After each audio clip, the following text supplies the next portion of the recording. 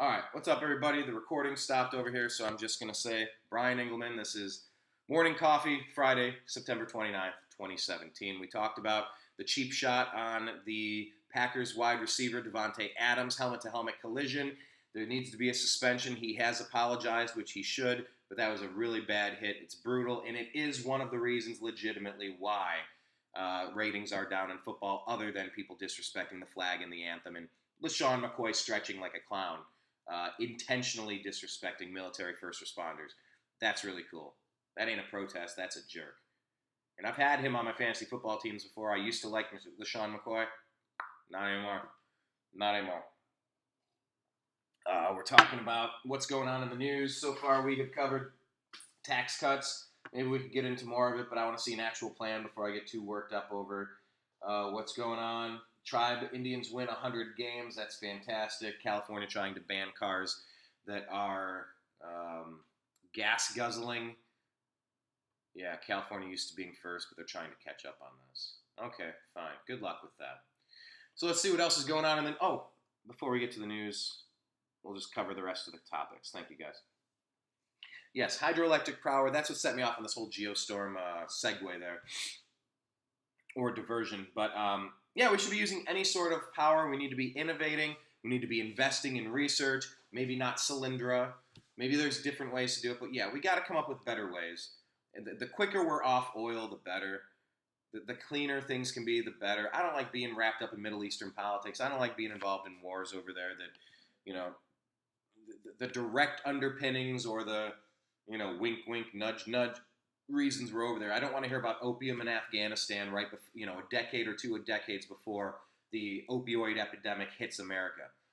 I wonder when we got troops literally guarding poppy fields, the ones that the Taliban were trying to destroy, and now we got an opioid epidemic in the world.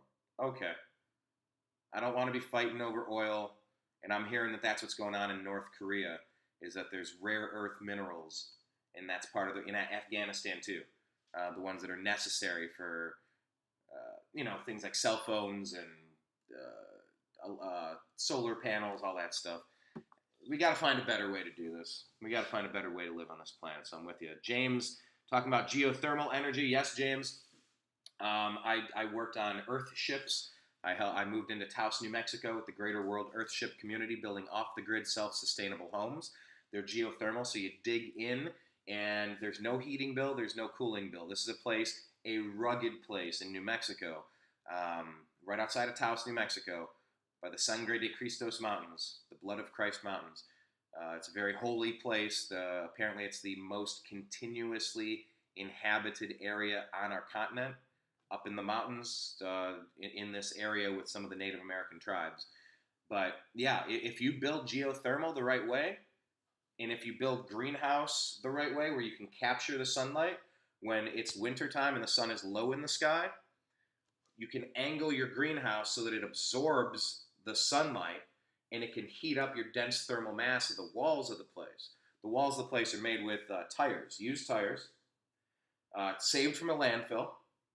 You toss them, you stack them, you kind of offset them like bricks, and you shovel in dirt and you use a sledgehammer to pound into these steel belted radials. You got steel wrapped up in the rubber, and you compact it till they're like 350-pound dense thermal bricks. You build with the bricks. The sunlight comes in the wintertime, heats up the dense thermal mass of the building, and then at nighttime, the heat slowly releases out to the rest of your house like it's giving you the same heat that it just absorbed. It's releasing it back to your house at nighttime when it cools off.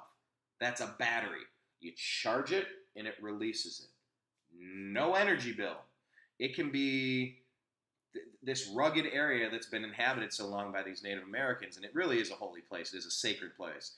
Go out there and just spend some time. Whatever you call God or whatever your version of spirituality is, it's there. The temperature can be negative 30 in the wintertime, and it can be 115 in the summertime. I was out there. It was freezing.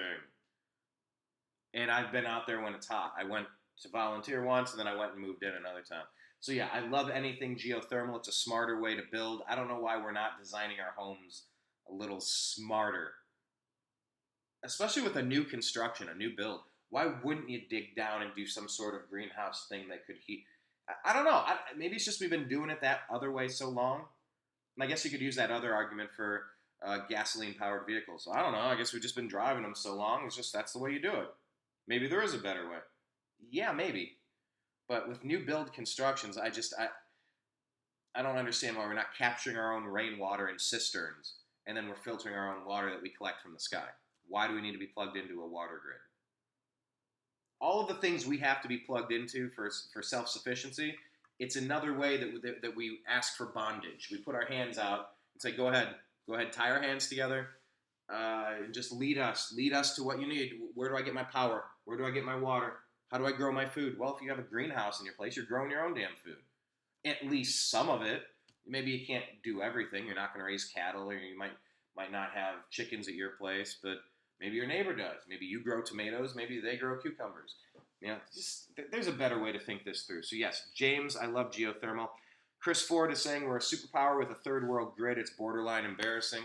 It's about to get embarrassing if the whole Russia, China, North Korea thing were to emit an EMP and send us back to the Stone Ages. Lord Almighty God, please get me out of this state before that happens. Oh, and by the way, that's just if it's done as an act of war from a rogue nation. It could also be some sort of lone wolf terrorist act. It could also be something, an electromagnetic pulse that's emitted naturally from the sun, an X-flare that could knock out all of our satellites and send us back to this dark ages. It could also be a false flag committed by our own people, like the Reichstag fire that kind of helped put Hitler in power. Cause the problem, here's our solution. Oh, what's this over here? Oh, no, I got it. Lead me away. Show me the way. Show me, take me, save me, please save me. No, I'm good with that. All right. James saying not that far. I don't know what we're talking about. Chris, it's the worst investment. People are keeping cars longer and longer these days. The average car on the road is 11 and a half. Hold on. The average car on the road is 11 and a half years? That math sounds fascinating slash...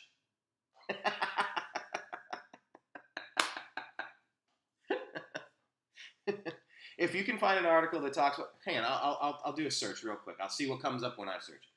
Average age of vehicle 2017. On the road 2017. First thing that comes up.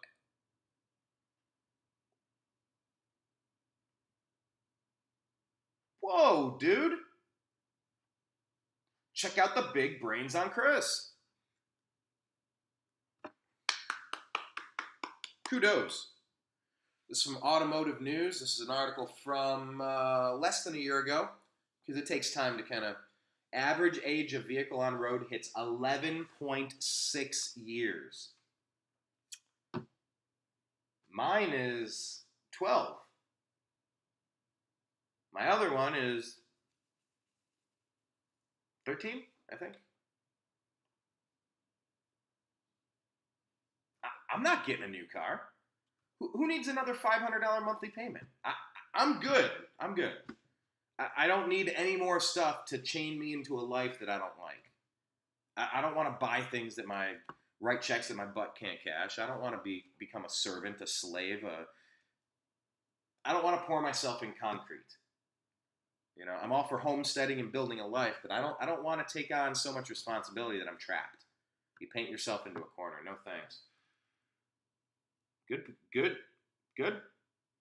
comment, Chris. Thank you. All right, Isa Hodge, what's up, brother? Checking in, saying if you say how did you spell it? Directorial. If you say directorial one more time, I'm gone. All right, deuces. No, I'm just kidding.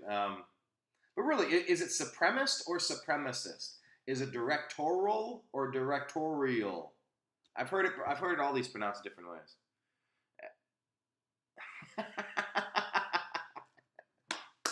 FYI, there's a medication to help you with the focus issue you seem to be having. Yeah, welcome to my world. This is how my brain operates. This is how I've always been. I would prefer to maybe not get involved with methamphetamines, aka Ritalin, again. I did as a kid. Shocking. Shocking. Um, I did back in elementary school, and then into middle school, I stopped.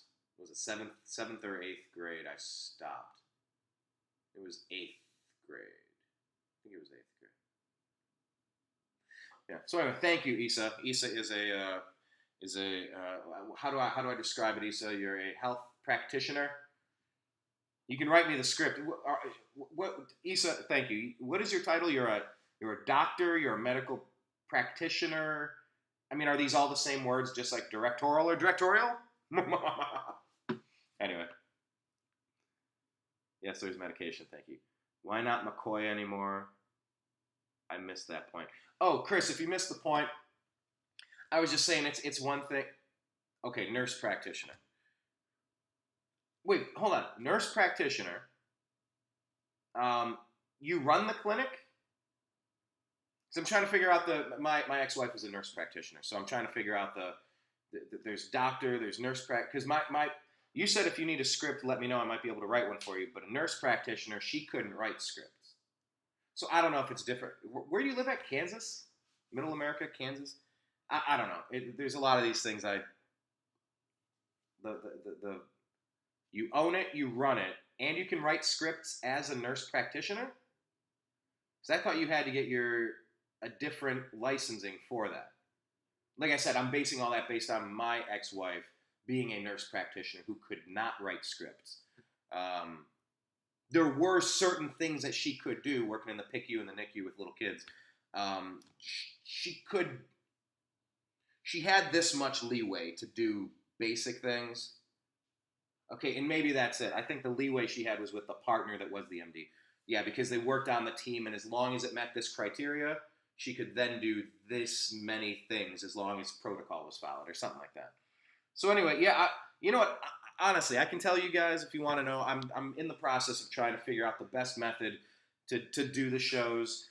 Do we send this out to post production and edit down the dead space and make a really shiny product? What I'm used to is doing radio shows for 6.5 years. I get on, and I've also gone to Conscious Life Expo. I've gone to the Greater World Earthship Community. I've done interviews. I've done research. Been to Bundy Ranch. Went out to the Republican Convention. So I go out to places. The NAM, National Association of Music Manufacturers. I go to things, and I do events. So I'm on camera. I'm used to that. It's not a foreign concept to me. But when I cover the news, I'm used to doing it just with a microphone. My rig has been out of commission since April. I'm trying to figure out the best way to communicate with everybody. Is it recording and putting it up on YouTube? Is it streaming on Facebook? Is it all the things? How much production is necessary? So yeah, I'm used to the radio side of things. And obviously radio is not going to be kind to dead air. But in radio, often I would take the time to plot out the stories and have guests, and I'd have a set series of questions lined up. So this is a little bit of a new format I'm working on. But anyway, the point I'm getting at is as I'm trying to focus and consolidate all the stuff that I'm working on. Yeah, Issa, you're right. I've actually had conversations about the attention deficit disorder that I have, the hyperactivity disorder, the however you want to define it. This has been a part of who I am since I've been alive. So it's the only brain that I know, and I'll have several different conversations and thoughts and ideas and questions running around at once. So I try to write them down. I'll try to write down ideas and topics and things to keep it on track. But to be fair, to be on, see, actually, this is the book that I'm reading. I recommend it. It's called Eat That Frog. This is a dude, you can probably get the book. It's helpful. It's good. You can say 21 great ways to stop procrastinating and get things done. You could say that. Or you could also say that this book is about learning to focus your attention. This is something someone like me who's multitasking and juggling 37 things at once. The smartphone is the greatest invention that could have ever come out, and it's also a demon. It's also the devil. But they say angels and demons. It's all just it all depends on which side of the fight you're on. You know, the conquering, assisting angel on your side is viewed as the malevolent demon on the other side. So the cell phone, the smartphone, is neither good nor bad in and of itself. It's an inanimate object. We could say that the vast amount of data that it's collecting and the dossiers that it's allowing companies to collect on ourselves, and the tracking and the listening and the viewing, and that maybe it is almost a sentient being at this point. And we're working on a project called Moon Saloon. We're going to dive into some of that.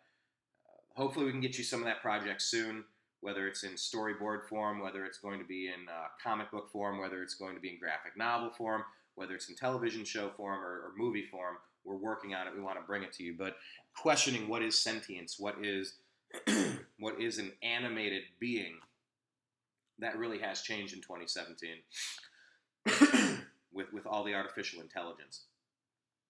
So put that issue on the side. I'm saying that a telephone is an inanimate object with that caveat. Television is an inanimate object. Cell phone is what I'm saying. The cell phone is inanimate. It's neither good nor bad. My original example was a vehicle, was a car. It's neither good nor bad. It can be used for good. It can take someone in need of, someone who's suffered an injury to a place of medical care for attention, which would make it good. It's a transportation thing to get you to and from a place you need to go, to pick up the kids, to go get groceries. It's good. Or it can be driven up into a promenade and kill 75 people in a terrorist attack. The vehicle isn't good or bad. It's inanimate. It's a matter of the intent behind the person who's holding onto the wheel. So the cell phone, the smartphone, technology in general, the whole umbrella of technology, it's neither good nor bad. It just is what it is.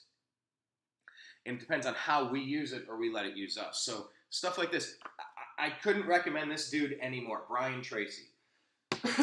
He's a kindly old gentleman, and I sure hope... Actually, I'm going to write this down, too. I want to get him in for an interview. He's an older gentleman. He's a grandfatherly, wonderful man. I've been watching... Oh, I lost my bookmark. Thanks, guys. I've been watching his videos for quite some time now. Go on YouTube, type in Brian Tracy. You'll love it. So much wisdom, so much insight, so many tips and tricks and advice on building companies and being successful in your life. And because it all kind of applies to the same philosophy. You can use things as tools to help you in your life, or you can let them become your master. Maybe today the topic is called something about master. How do you be your own master? There we go. That's the title. See, that's what I did right there. Talking it through, boom. Be your own master.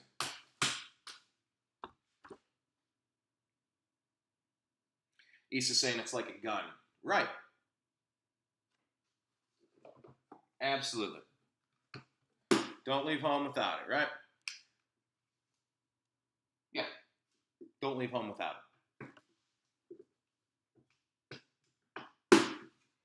Inanimate object.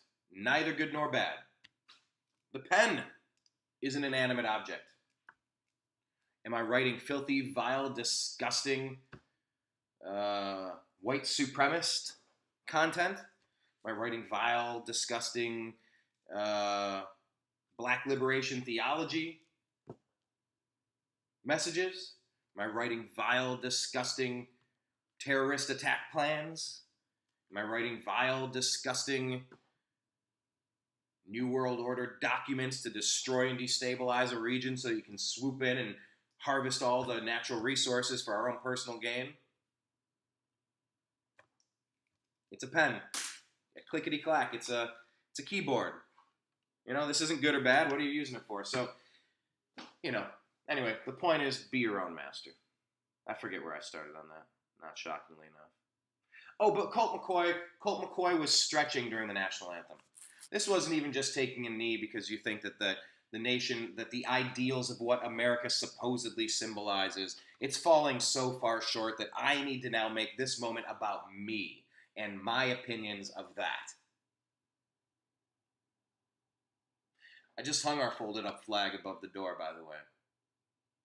It's been over here in the office, and we did a renovation. We're still trying to figure out exactly where everything goes, but I hung the flag up there. That anthem, the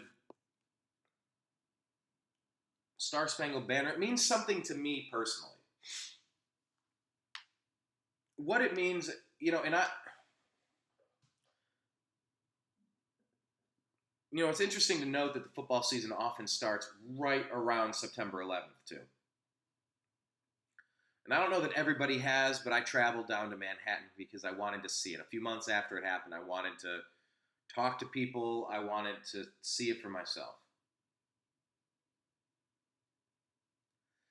And so the national anthem to me and the flag to me, it symbolizes everything that is good. I think of the Revolutionary War soldiers year after year after year. They were roasting the leather soles of their own shoes to eat them, eating boiling tree bark. They weren't funded. They didn't have supplies. Marching around in wrapped up bloody stumps of feet in the northeastern winters. We couldn't even imagine our animals doing that.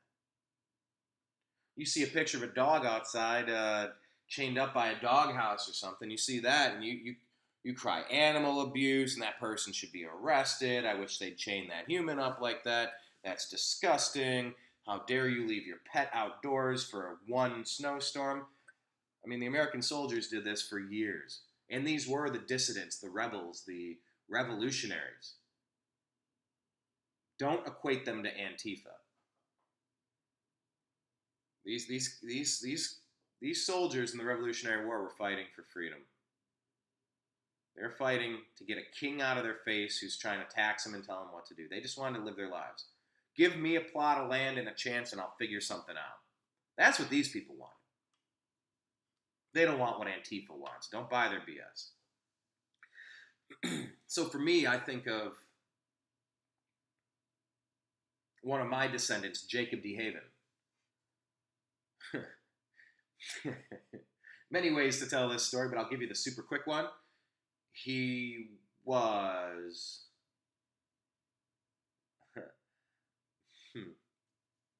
What's the super quick way to say this? He helped finance the Revolutionary War. He loaned the fledgling United States government lots and lots and lots of silver and gold and supplies. When he asked for repayment many years later, he was offered worthless paper currency called the Continental. It wasn't backed with anything. They offered to pay him back in Continentals because the fledgling government didn't really have a treasury, they didn't have anything. And he said, no, just give me back the gold and silver, fine, just, give me back what I gave you. And they denied him. So there's still court cases trying to clear up this family debt. This is several generations away, and it was on my grandmother's side, so I don't even know if I'm on the list. But I like the story. He would actually rob the British ships and then either take those goods or sell those goods, and with the money from that stuff, he would take that money to that. So he was harming the British by stealing from them.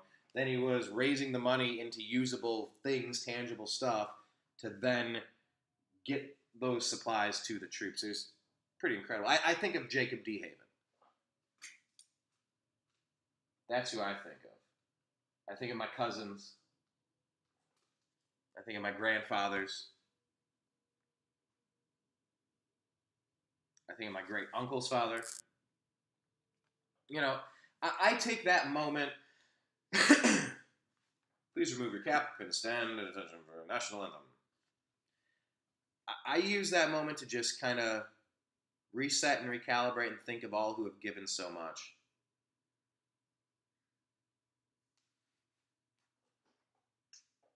I know where this country started. I know that humans used to be property. I know that we ended it. I know that women weren't allowed to vote. I know that we ended that. This country's awesome. Don't tell me how much this country sucks. Tell me how it's awesome. You want to talk about military-industrial complex, New World Order. You want to talk about globalization, militarization, police militarization, or George Orwell warning of a never-ending global warfare where you're always at war with Asia, or was it East Asia? Newspeak, censorship, tracking, control. These are issues I'm willing to talk to you about. But nobody alive today has ever been a slave or owned a slave. Nobody's disputing what happened. So instead of disrespecting that moment where we all just kind of take a minute to think about how far we've come, you want to turn it into how far away we actually are. Because I think we're really close. I think we're really close. And I think there's a toxicity to the cultural Marxism that's invaded this country, the indoctrination from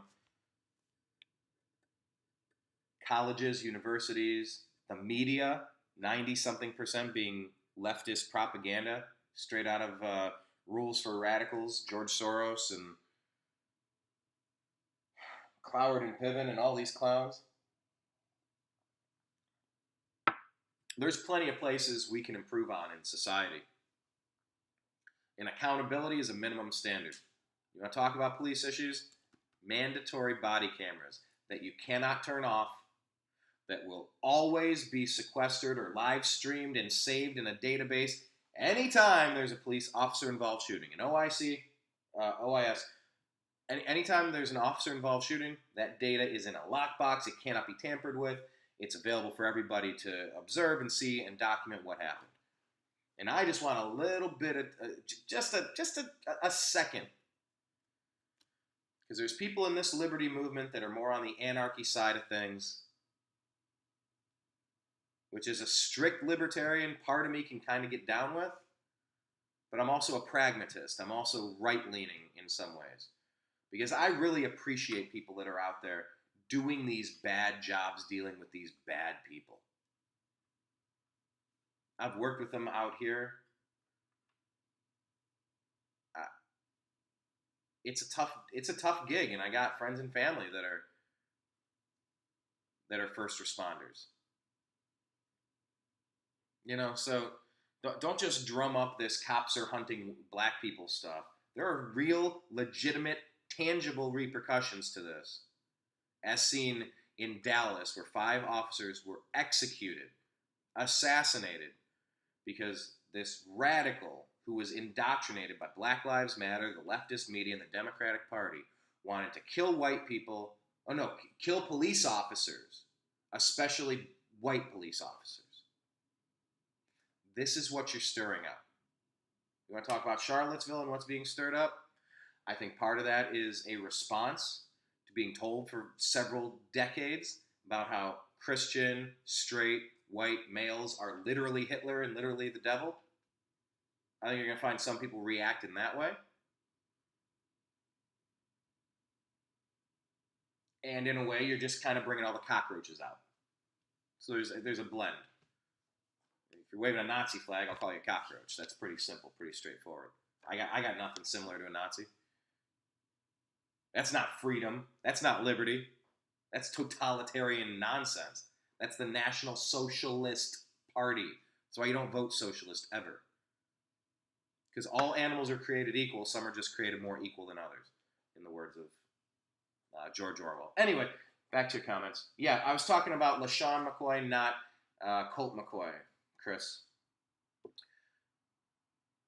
James is saying it's illegal to collect rainwater in most states. In some states, in some places, I've seen some of those stories too. They're ridiculous. California's actually giving out rain barrels. Huge discounts or free rain barrels. I keep missing it. It's like, oh, on this Saturday we got 50. They're gone before, you can't even find them. But I want every one of our buildings out here to be affixed with rain barrels and have an option. the more self-sufficient we are, the better chance we're going to have here. So that is what it is. Okay, Issa, if you need a script, let me know. I might write one for you. Thanks, pal. Yes, you do own and run it in Kansas. DEA number. DEA. It's a DEA number? The MD supervises charts and scripts. Okay, right. Watching between patients. Yes, not a fan of methamphetamines either. Yes, and you set me off on that other tangent with the gun thing. Thank you, Issa. That's great. James saying, yeah, like how the NSA can supposedly use your phones to spy on you whenever they want. Well, there's no supposedly to it, but I take your point. We called Edward Snowden our man of the year. Oh, called him our man of the year for finally showing people that what we had suspected for so long was actually true. Methodology and the fallout, and I still have other questions about Snowden, but that great good that he did, I can't thank him enough for letting us all know that we're being tracked and spied on. So yes, it is Shady McCoy, not Colt McCoy. And I'll tell you what, Shady sure fits his name now. Jerk out there just flopping around. It was almost like a pantomime he was doing. He was overstretching to make sure everybody was watching him disrespecting the anthem. I refuse to stand for that damn thing. Okay, Shady McCoy. Issa Hodge asking about the third verse of the national anthem. Yeah, I mean, we're digging real deep on that one. Nobody sings it. I've seen it. And it's referring to racism, is what I've been reading about. And I saw you, Issa, you were discussing that. We can have that conversation. I won't run from that. I've never sang that. Even reading it, it sounded so clunky. It seemed fake. Maybe it's exactly how the song was written and intended. Maybe it was added later. I don't recall. Because I've never heard it until you posted it. Because that's not something that is celebrated in America. If it were celebrated, if we only sang the national anthem as, please put your hand upon your heart and sing about how the escaped slave will be returned to his master. I would take my hand, I would sit down, look around, and go, how did I end up at this place? If I'm not here as a journalist covering what's happening here, what am I doing here? Issa, I'll tell you this much. Another interesting topic is hopefully the Indians are going to go to a World Series and bring home the championship this year. But I was reading a good article. I shared it. I forget who wrote it. I think it was a Boston paper. And they were talking about racist logos and slogans and team nicknames.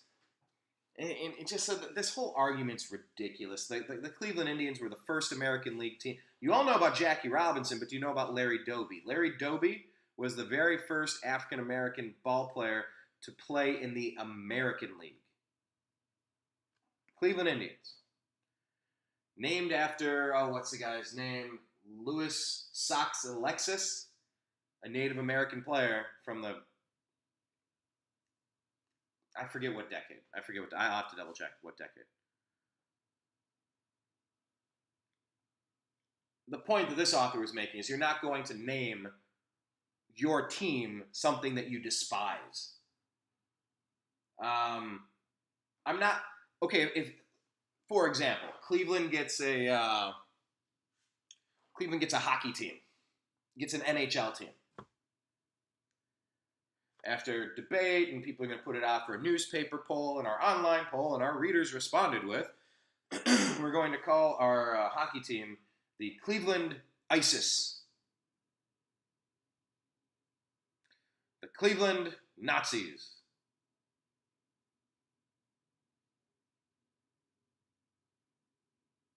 I'm not rooting for that team. I would ask them to get rid of that team. I was at an airport a week ago, 2 weeks ago, and sat down watching a football game. wearing this hat. I sat down, had a drink, and the guy next to me, we're talking and talking. He says, "What is that?" And I said, "It's Cleveland Indians." He goes, "Indians." He goes, "Well, what does that mean to you? What does that mean?" And so Issa, here's the point. He said, "What about the third verse? So what it means to you?" The fella, my pal, my buddy, he's a Sikh. Really cool guy. I couldn't have enjoyed this conversation and meeting this man any more than I did. Top notch. Awesome fellow. He's Indian. The beard, the look, the dark skin, if you thought of a man who has Indian heritage, this is the man. He says, "Because I'm Indian. I am Indian. What does that mean to you?" Sorry, I'm going to try to not do an Apu voice because it really wasn't. He said, "Because I'm Indian. What does Indian mean to you?" And I said, "Well, it's a band of brothers. It's our tribe. We call them the tribe. Come on, tribe. Let's go, tribe." A baseball team is a band of brothers. It's people working together on one common goal to succeed. You think of the ways of the Native Americans. In Ohio, there's so much Native American history. Resourceful, scrappy,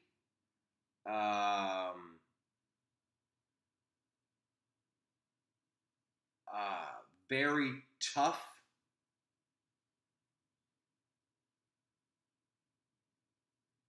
honorable. I said basically I think of a tribe. I think of a tight-knit tribe of players that are tough, that are resourceful, scrappy. I said that's what I think of when I think of tribe. He goes, "All right, well, what do you think of when you think Indian?" I go, "I don't know. It's a continent of people. I don't know. What do I think of? I don't very much. I don't really have time to think about everybody's history and everybody's religious preferences and sexual preferences and where they happen to be born. I think about if you're a cool person I want to sit and have a beer with. This guy was a cool person I wanted to have a sit and have a beer with. That's where I kind of start and stop with all this stuff. Are you a cool person? I judge you by the content of your actions, not the color of your skin. I judge you by, are you cool, as opposed to, so who do you like to sleep with? Who do you like to diddle around with? Who cares? That's the libertarian in me. Big L, little L, I don't know.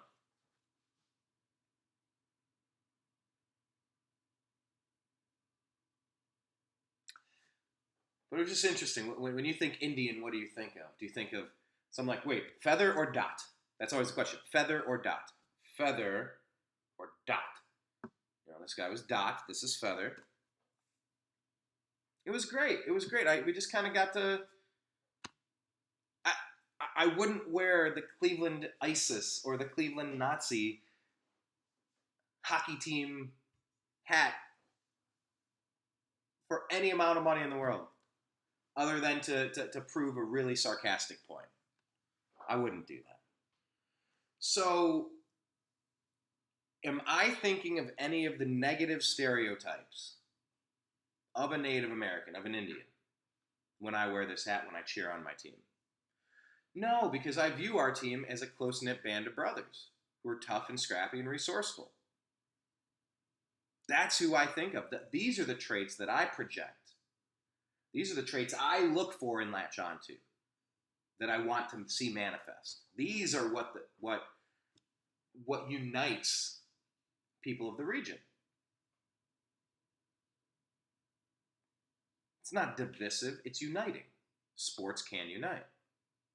Kneeling during the anthem is very divisive. That's not uniting. That's not helping.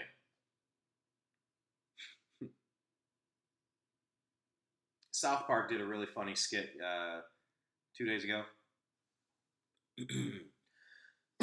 Their new episode, it was something like Stan's dad was trying to get Columbus Day removed, rename it to Indigenous Peoples Day, but he's so dumb he didn't know what Indigenous meant. He thought it meant indignant.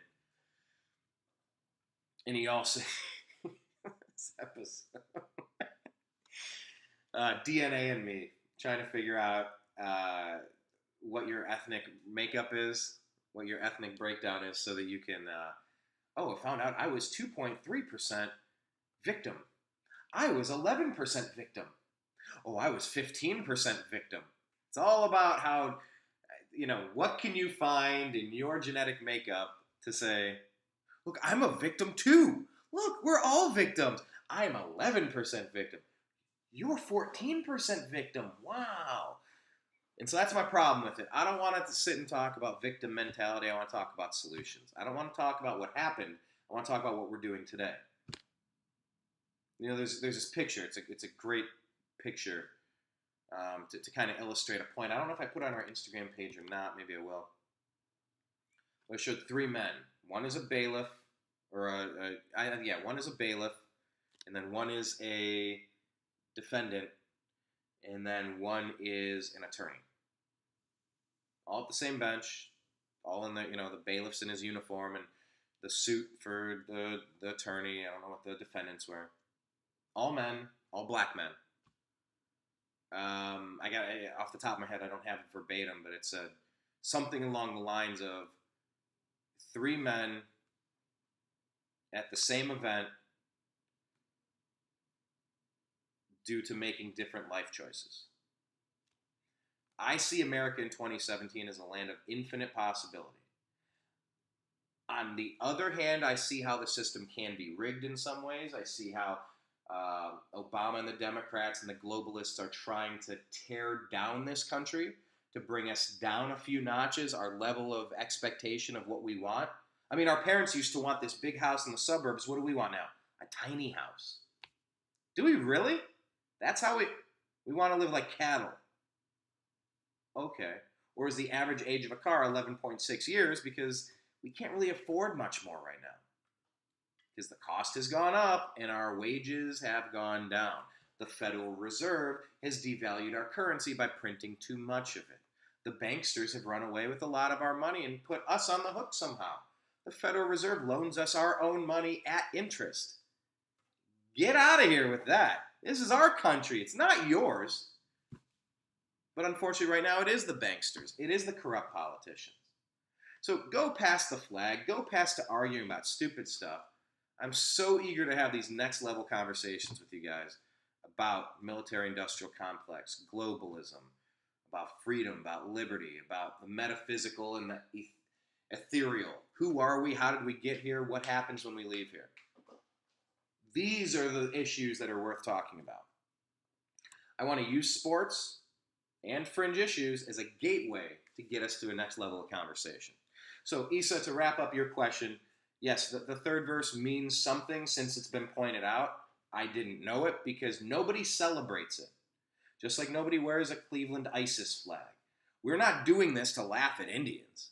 We're honoring how tough they are. We're honoring how scrappy and resilient they are. We're honoring how a tribe is a close-knit tribe of people, a family of people. We honor the good. We're not mocking the bad on something we're waving around proudly. We don't sing the third verse. There's a reason why that's not sung.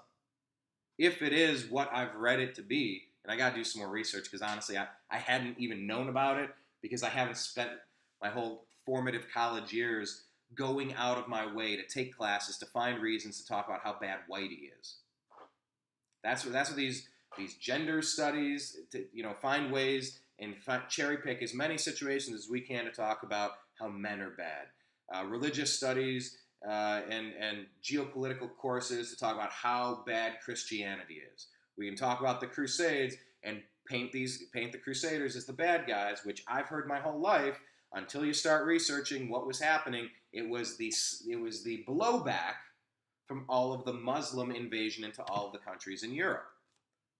Do we see it from the same perspective? Issa and I probably don't. But I went to school and I was told for year after year after year after year about how bad, how evil the Crusaders and Christians are. We've heard for how long now about how bad America is. My question in response to how bad America is what country do you point to as your utopia? Because I like this place. I like the potential of what we have on September 29th, 2017. Like that picture I was saying, 3 people in different positions because of the choices they've made in their life. So I think the Cincinnati Reds are called the Red Stockings. Like the White Sox. It's not the Chicago Whites, it's the Chicago White Sox. It's the Cincinnati Red Stockings. Not the Reds, not like the Chinese or the Indians. That's not what that is. Unless you can prove me wrong with an article. I don't know. Sorry, I'm taking comments over here. So I see America as a land of potential. And I also didn't have my parents and my grandparents and family members beating me down with horrible stories about how bad this country is. So I propose we snap that cycle and get to positivity. And I don't think disrespecting our anthem is a smart way to do it. Okay. Lovely story of your family, but how many African Americans do you think have a fond memory of the last? Of the last what? In my opinion, I think you're projecting your view of the country's past on a group that did not have that view. Yeah, well, what's the view today? You can do anything you want.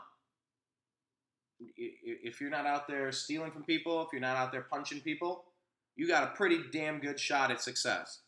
As long as you don't have kids out of wedlock, and you finish high school. There's 2 things. Ben Shapiro, Larry Elder, some of the smartest people I know, they always talk about this.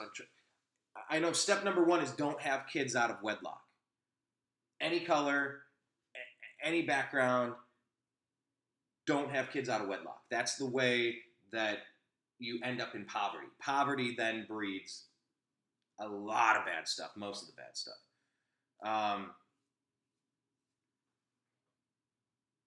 My view of the country's past. No, the country's past has plenty of bad stuff, and we're not living in the past anymore. We have a windshield that's this big. We have a rear view mirror that's this big. We have side mirrors like this, so you can look stuff up in books. You got a little mirror right there. A couple of mirrors on the side, little tiny. But you got the whole window in front of you to look ahead. So that's what I'm focusing on there. Just said if you want to talk about police militarization, you're fine with that. But you missed the point that this is the very point, not just... No. I get that point, Issa. I get the point that talking about police militarization is the point. Don't do it during the national anthem. Don't do it there. I am telling you, do not protest during the national anthem. It's dumb. And you had one guy do it for a year, he's out of the league. Nobody wants that disruptive force in the locker room. It's about a tight-knit group of tribe. It's a tribe of people together working toward a common goal to win football games until one guy wave around, look at me, this is all about me now. Football is not about winning games. Now it's about racial equality. Now I'm going to say that this country's a bad place and they're hunting hunting black people. I don't want that in the locker room. That's someone breaking out of the group to turn it into them, make it, hi, look at me, it's about me now. No, it's not about you.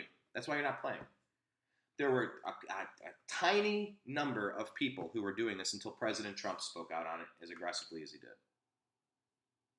Echoing what most of the people in the country are saying. I've seen different polls. You want to cite that the country is divided on it? I don't know. It's wrong. It's disrespectful. Tell them you're fired. President shouldn't be weighing in on that. President shouldn't be calling. I heard Ben Shapiro make a great point, and I'll bring it up here. He said if you had President Obama calling for a boycott of Chick-fil-A until they got rid of their owner because he didn't like his Christian values, he didn't like closing on Sundays and the other stuff about Chick-fil-A, whatever you wouldn't like President Obama calling for a boycott of a private company. So if you're going to be intellectually honest, if you're going to be consistent, don't be happy when President Trump is calling for a boycott of the NFL or for private individuals to be fired. I can see that point. I can appreciate that point. We all are highly paid, pampered millionaires in basketball, baseball, football, whatever, to be active in the community. If you can point, and Issa, I'll just put it back on you, my friend. If you can point to a situation where Whitey has told successful black athlete, don't you dare participate in making your community better, I would love to see the story. Because all I see is that they want people out there working, swinging the hammer for Habitat for Humanity and working at the soup kitchen, handing out stuff and donations to this cause or that cause. I think 100% of people want that to happen. And if that's sitting down for a symposium to discuss how we can better train police so that maybe instead of showing up and blowing Tamir Rice away in 1.2 seconds, maybe since he hadn't committed a violent act to anybody at that moment, maybe there's a different way to handle a situation than to show up and blow a kid away. There are smart conversations to have, and there are good times and bad times to have those conversations. So that's my point there. Issa, everything I'm talking about with the police is what is at the heart of the kneel. I'm not referring to the total NFL kneel. That's a show of power. It's a show of I don't like Trump. LeBron James stepped in it by jumping in with Steph Curry. Everybody's acting like a kid. Everybody's acting stupid. Once again, Ben Shapiro nailed it. He's one of the best thinkers we have. If you want some intellectual clarity, try listening to Ben Shapiro. He's fair. He's anti-Trump. He's good. He's one of the sharpest cats you're gonna find. He just said everything's stupid. Everything is stupid. This whole thing is stupid. Everybody's acting like a child.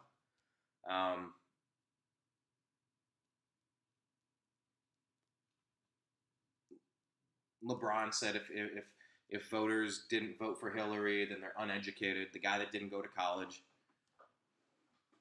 In the grammar in that exact quote when he said it, it's not a good look. And I'm a Cavalier fan. I got LeBron James hanging on my wall right there. Oh, sorry, I can't say hanging on the 2017 is so stupid. I have LeBron James on the wall. I'm a fan. It's the first championship I've celebrated in Cleveland in my lifetime. But I don't like his politics. But that doesn't mean I have to hate him as a man. That's what I'm trying to get through on Agree to Disagree and in the Unhappy Hour. We can disagree about, my friend Clint. He's a Schittsburg fan. I'm not. I hate that team. I try not to actually hate because that's not a good emotion to carry around. And sports can get you a little worked up too much. Kind of like religion can get you worked up too much sometimes. To the point where it can even get violent sometimes with religion or sports. Which is stupid rooting. But the similarities between rooting for your sports team and rooting for your political preference or your religious preference, so much of that happens to be what continent were you born on, what color is your skin, what are the people around you doing, what are your parents doing. Indians were around me, I root for them. Cleveland Browns were around me. This is a hereditary disease, It's hereditary. So the similarities are shocking. But we don't have to hate people because we disagree with them. Issa, I've had plenty of conversations with you about things that we disagree with. I think you're pretty unfair in some of the critiques and some of the points that you make, and I'm sure you feel the same way about me. But we're trying. We're trying to keep it going. We're trying to have the conversation. It's fair.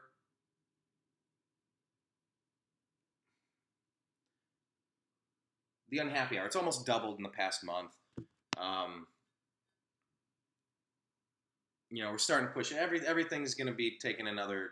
It's going to get a rocket boost here real soon. Everything's going to be streamlined, and the team is going to be in place, and these shows are all going to be different. We're going to look back on these early shows because it's always been a beta test, by the way. It's always been a beta test. We'll look back on these early shows and laugh at them. But I think the core component is that we're trying to have the conversations. We're trying to talk. We're trying to figure it out. And you can disagree with somebody without being disagreeable. You can dislike that guy's politics without disliking him. Full disclosure, I hated this man when he played for the Miami Heat. Hated this man. Loathed. Despised. Was deeply saddened and disappointed that at the height of this global recession, whoop, how do we get out of focus? And we're out of focus. How does that happen? Oh, there we go. At the height of the global recession, when middle America was struggling and you needed a superstar, you needed that Rocky Balboa figure, LeBron turned tail and ran. In hindsight, seeing how things have played out, and since we got a title, and how LeBron says, I'm coming home, about how this is more than just basketball, and how he viewed those 4 years in Miami like going away to high school, or going away to college, I can understand and appreciate that. I can. It's different. I felt like he abandoned me, like he left me. And I felt if you're King James, you bring your buddies to come play with you. You don't go running off to another kingdom. You bring them inside your castle walls and build your kingdom up. It's a little bit more complicated because LeBron was the GM of that team. He signed Wally Szczerbiak and Ben Wallace and pushed for all of these players to come in. Then you got locked into these big, expensive contracts, and then you had no flexibility to actually go out and get 2 superstars. And so the Heat were tanking to just destroy everything, to open everything up for possibility. Bring in 3 max players and a bunch of role players and won 2 titles and went to 4 straight championships. He took that blueprint back after the Cavs bottomed out and built it back up, brought in Kevin Love. We already had Kyrie Irving, blah, blah, blah. Now Kyrie's gone, trading for Isaiah Thomas, this and the other. So he brought the blueprint back, trying to bring the knowledge you learn in college back to your tribe, which I can appreciate the hell out of in hindsight. Because it wasn't working. What he was doing the first time, it wasn't working. He had to learn. He had to try it a different way. We couldn't get past the Heat, the Warriors last year with Kevin Durant. So we're trying something different now. I fully expect us to win the championship this year, by the way. But anyway, back to conversations here. Need to get to my patients, but would love to discuss this further. As always. Issa and I know each other through Dan Johnson and Solutions Institute and PANDA, People Against the National Defense Authorization Act. Dan is now with the group, with the Tax Revolution Institute, and then he's with We Do Better, down trying to help hurricane victims over in Puerto Rico and Texas. I got to get Dan, I'm going to put this down. I got to book Dan again.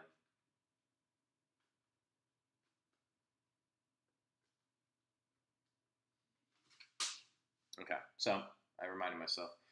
Yes, we'll talk about this further, Issa. Thank you.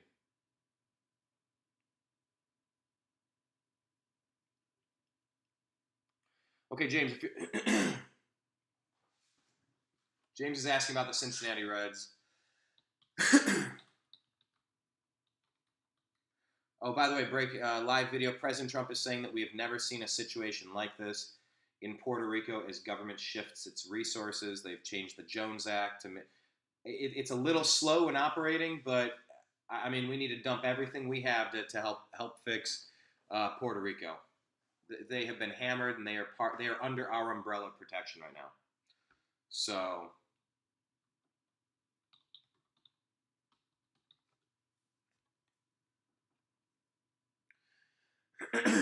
founded in 1881,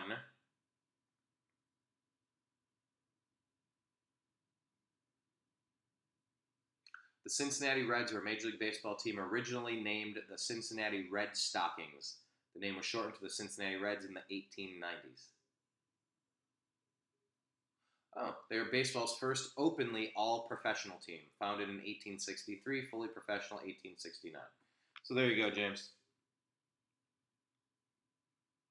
Oh, I got some more from Issa. Going through the comments. Why are you to Why? Who are you to dictate when someone can air their grievance? It is a slippery slope when we start to limit others' rights when they can protest.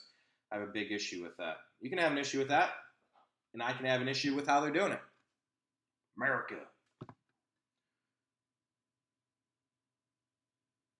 Oh, one of the patients heard you in the office and is now listening. He doesn't agree with it, but he's enjoying it. That is the nicest thing you've ever said to me, Issa. Not really. But that is fun. I like that.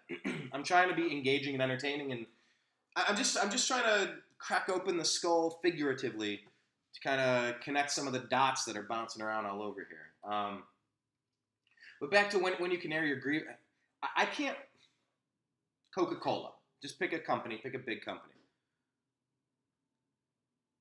Just imagine a big office building and cubicles and phone, I don't know, representatives, call center, and people are all doing their job. I come into work. There you go. That is the day that everybody, like when Eric Garner says, I'm not getting arrested today. Today's the day this stops. I am not letting you arrest me today. That didn't end well. So I go into work and I say, today is the day everybody's going to learn about the unhappy hour. All right, listen up. Everybody, hold on, pause your calls. This is what we're doing. This is a show that I've done for 6 years, and it's really good. If you like sports, you're going to love it. And if you like the Indians, Cavs, Browns, or Buckeyes especially, you're going to love this show. You got to listen to it. The other shows are wrong. The other shows are bad. ESPN is pushing a hardcore leftist dogma that people are sick of. We don't want politics in our sports. And when we do, we kind of want a libertarian-leaning slant on things, not the liberal agenda. We've had enough of it. You got to watch The Unhappy Hour. Boom. I got a hunch Coca-Cola is going to fire me if I do that at my workplace, because work is for work. It's not there to preach your personal political opinions and views. That is why what Colin Kaepernick and these other clowns are doing is stupid. It's counterproductive to getting this message out. What is the message anyway? I have posited, I have suggested, I would put money on it if there were a way to prove it. If you ask the 100 players that took a knee, but stood respectfully for the Queen in England, by the way, if you ask these people who took a knee, what are the 10 things that you're taking a knee for? What's the reason? Give me the 10 things you're protesting. What is this about? Help me define it. I need clarity in argument. You're going to get 100 different answers when the main reason is Donald Trump. The left has been frothing at the mouth since Donald Trump got elected. It's Russia. It's Russia. It's the anthem. It's the president. He's literally Hitler. Look, there's a couple hundred idiots with a Nazi flag. Oh my God, the world's ending.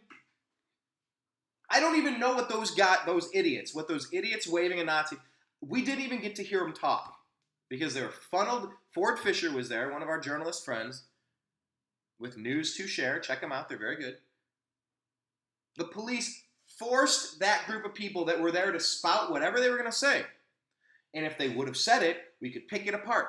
1, 2, 3, 4, 5, 6, 7, 8, 9, 10. Get our top 10 list of stupid things that Nazis believe. I didn't even know there were Nazis. Have you met a Nazi? White supremacist. White power bad, black power good. I'm just trying, for consistency, I'm trying to sort this out in my head. We didn't even get to hear what these people had to say. Because now words are violence to some of the lunatic left. That's not the country we're supposed to be living in. That's not the ideals of how we were founded and what we're supposed to be believing in. That's not the best version of ourselves. We can disagree with somebody, Yeah. Oh, hold on. Out of focus again. I keep putting my hand up and screwing it up, I think. There we go. Oh, am I putting my hand up? Did that? Don't screenshot that and turn it into a meme. Which means it will now be a meme. The world's gone crazy, is my point. The world has gone bonkers. You can't stand up and give a raging, frothing diatribe about how the Unhappy Hour must be the number one sports show in the world. It's far superior. ESPN has failed to live up to their dreams and expectations. That they have trampled on the rights of our president by falsely accusing him of being a white supremacist. Jamel Hill, your anchor on ESPN SportsCenter, called our president a white supremacist, and you fired Curt Schilling, who had the legitimate right to post a meme on social media talking about how men in a bathroom with his little girl is never going to be something that's going to be acceptable in this country. You can't do that at work. The NFL is work.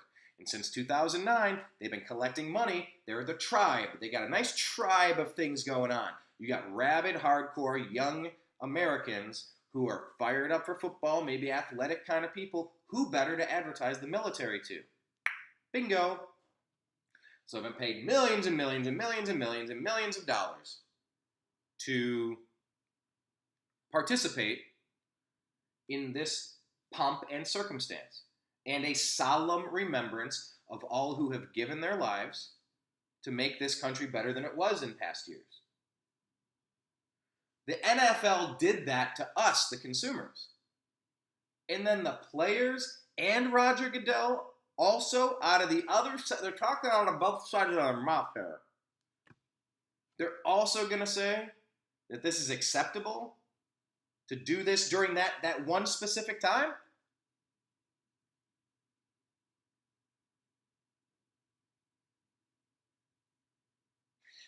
I think it would be maybe overkill, maybe not stupid. I think I would probably roll my eyes and go, this again? And go, whatever. If after a touchdown, you took a knee,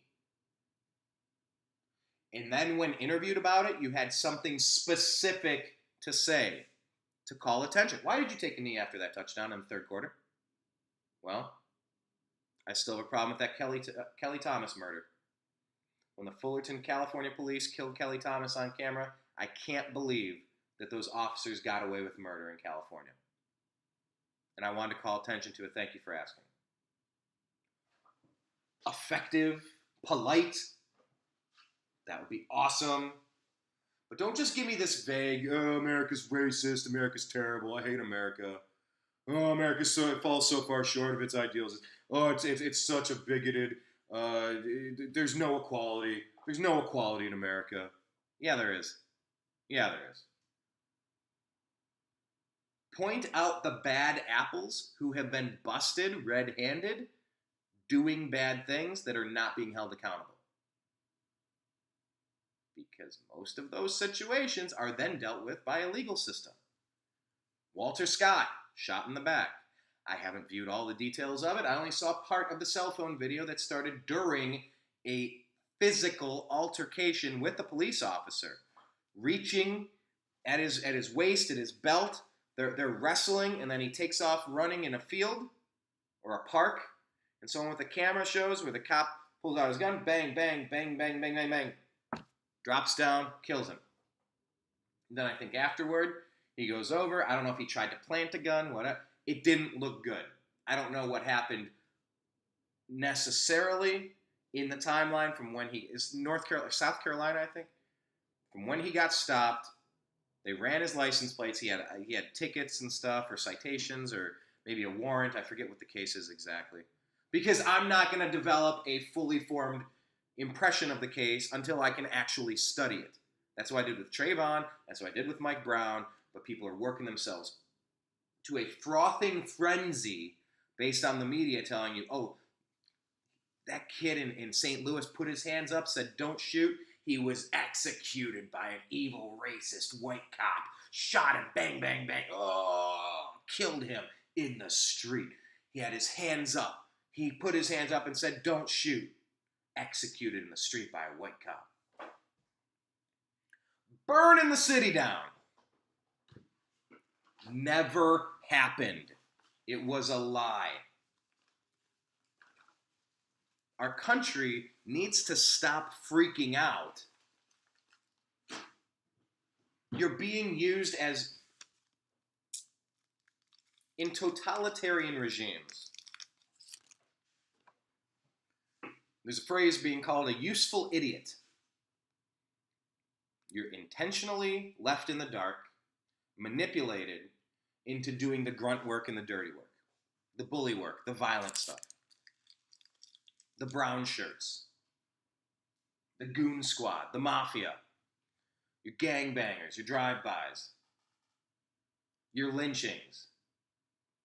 Oh, by the way, remember when Spike Lee tweeted out what he thought was George Zimmerman's address so that they could go attack him? Remember that stuff? Our society needs to do better than this. So there are real ramifications to pushing these lies that this country is racist, that this country is hunting black people, that white people are bad, that Christians are bad, that you're allowed to say that a Nazi is bad. You can say that ISIS is bad and Al-Qaeda is bad. You can say that. But this other stuff has got to stop. There are real world ramifications. Spike Lee tweets out the address of what he thinks is George Zimmerman. An elderly couple, there was, I forget if they shared the same name or they bought his previous house or something. This elderly, I think they were in their 80s. They had to move out of there. Bricks are getting thrown through their window and things are getting lit on fire and their house is getting attacked. Don't be a useful idiot. Don't be Spike Lee. And don't get worked up over cases and burn cities down until you actually know what happened. That's a basic minimum component to society in 2017. That's going to be a great way to succeed at life. Okay? Sorry, hopefully I answered. Thank your patient for listening,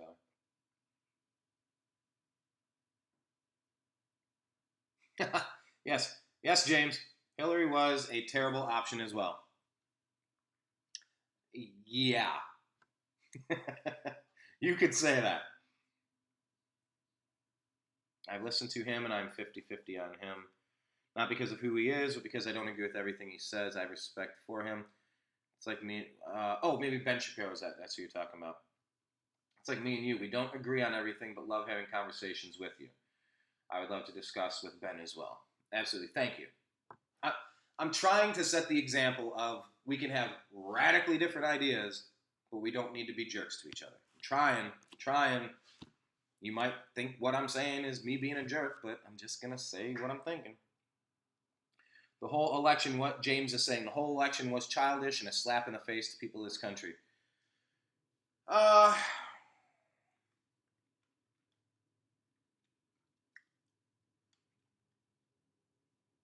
Agreed. You know, and the interesting part about that,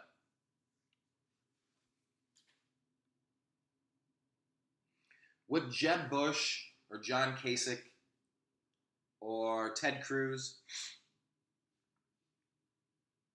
have been able to defeat Hillary Clinton? This is a hypothetical. I mean, there's no way any one of us could know this answer. Because maybe there is no answer. It's just a hypothetical. It's kind of like saying if Kyrie didn't blow out his kneecap and if Kevin Love didn't have his arm separated by Kelly Olynyk by the Celtics, would we have beat the Golden State Warriors in that first championship matchup in 2015? We almost beat them without both of our two star players, with LeBron and a bag of rocks. I think we would have smashed them. We won year two, then they added Durant, and then we got beat. But there's a part of me that is fairly convinced that polite politicians wouldn't have stood a chance with Hillary Clinton.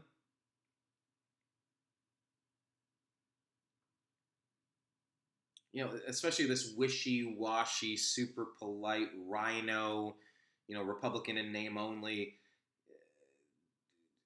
Mitt Romney, John McCain type, milk toast, John Kasich. Well, I think we should. Well, it's a kind of so I don't. I don't know that type of personality and philosophy was going to beat Hillary Clinton. And if it took someone like Trump to make this happen, I'm thrilled with it. I voted Trump. I did not endorse Trump. There was enough about him where I could not, in good conscience, tell somebody else that I felt like that would be a good decision. I did endorse people voting against Hillary, whether that meant Bernie, whether that meant libertarian, third party, I don't know. But I had my reservations, and Trump is childish. I saw something really funny. It was Trump brand condoms boast thinnest skin possible. I gotta tell you, I do love the media meltdown. I do love the frothing, rabid left wing just showing us our true colors. I shared a meme yesterday. It was pretty good. Top was a picture of the Confederate flag, and the bottom was a picture of the American flag. It said, last month, this was the symbol of racism in America. This month, it's the American flag. It didn't take long for the leftists to show us who they really are. Keep it coming. There's that phrase, give him enough rope and he'll hang himself with it. Just go ahead, keep talking. You'll eventually dig your own hole there. You can't say that now because 2017. Anything with a hanging or rope has got to have that's a dog whistle or something. It's just a turn of phrase. Well, what's the other one?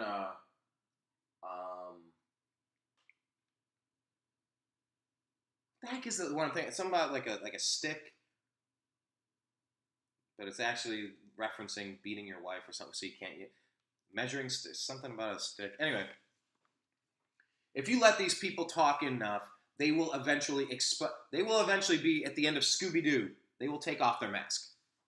Ah, I knew it was Mr. Johnson all along, and I would have gotten away with it too if it wasn't for you, pesky Trump.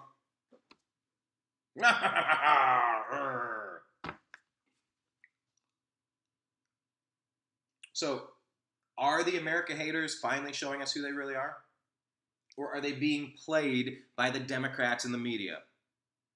NFL, you are killing the golden goose.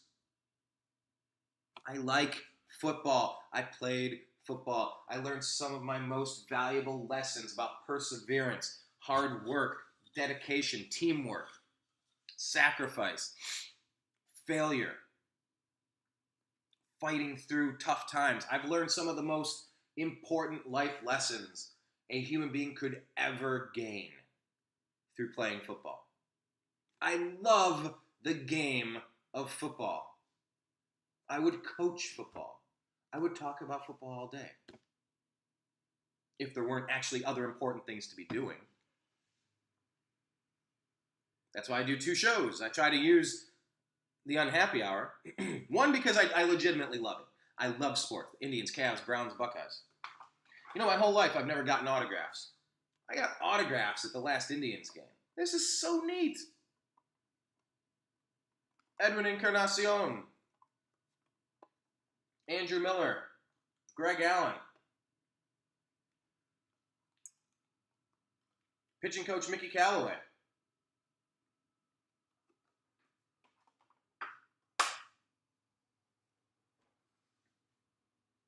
I love sports. And I don't want to be preached to when I'm watching sports. I don't want it. I don't need it all the darn time. People want to watch sports as an escape. I'll quote him forever until he finds out, and then if he doesn't like my politics, he might ask me to stop, but hopefully not. But the inventor of the phrase factory of sadness, Mike Polk Jr., in his epic video, he just says, Now look, I know that there are more important things in life than sports, and you are supposed to be our pleasant distraction from those things. Yelling at the stadium because they deliver a consistently terrible product.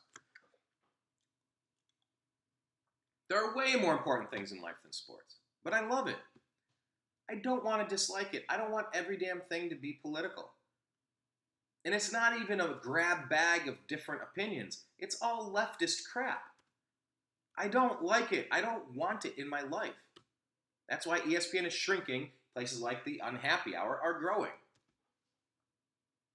We want to have a place to have these good conversations where we can agree to disagree on this crap. And just because James and I feel differently about kneeling for the flag or Trump, I still made him an administrator on the page.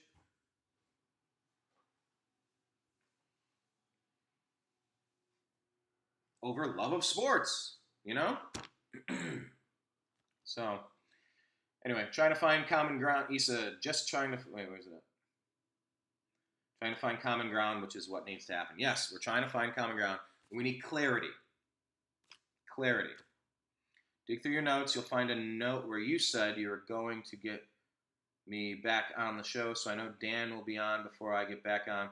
Because Dan is the man. Just so you know, Dan is my only bromance I have. Issa. Issa has a bromance with Dan Johnson. No, it's just that my show's been offline. So I've been doing a lot more of... I'm trying to get out of the radio and get into the video, get into the television, get into the... We have a television show. I can't say it's in the works. We don't have a development deal. We haven't done our pilot yet. But I have a letter of intent from the BBC. There's a project that we are still discussing. A project we're still talking about. So, anyway, the point of saying that is just that I'm trying to get into video more. I got to find the best way, and I'm not the tech guy, so maybe Kelly Hallman or Chris Engelman or some of the other tech people that I know can help me find the best way to get the show out to everybody with better audio. I'm just trying to make sure that the audio is coming through clear, because when I'm doing it, like I did the show with Zach Barris. The first part was okay when he was on his phone. It was better through Skype.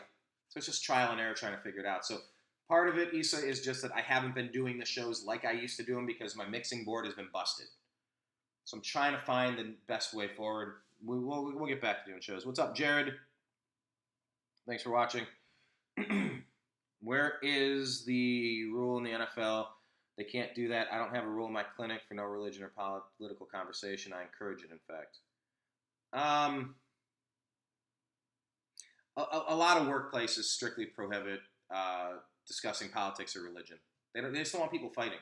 Masonic lodges, no politics or religion. Like you want to focus on what brings you together as a tribe, not the things that pull you apart. Religion, politics, money, fighting over a girl.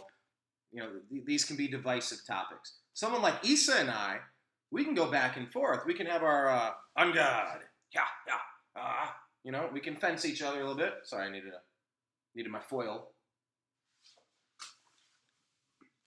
We can do this, but there's a lot of people that aren't versed in challenging their own worldview, and it quickly devolves into name-calling and worse.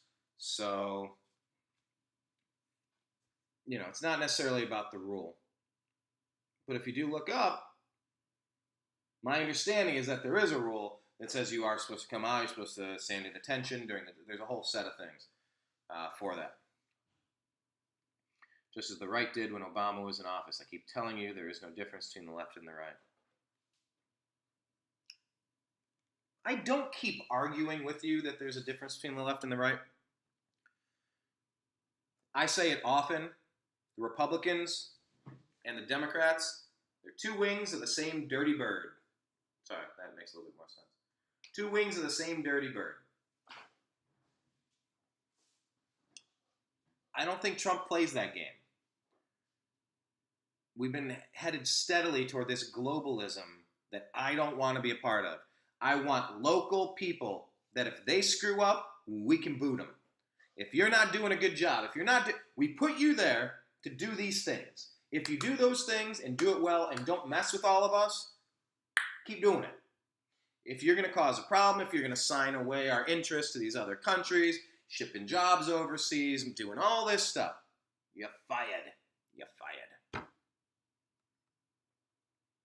So we elected the guy that fires everybody. I don't know. It's an interesting time to be alive. It's an interesting time to be alive. I used to think I was right. I used to think I was Republican. I used to think I was.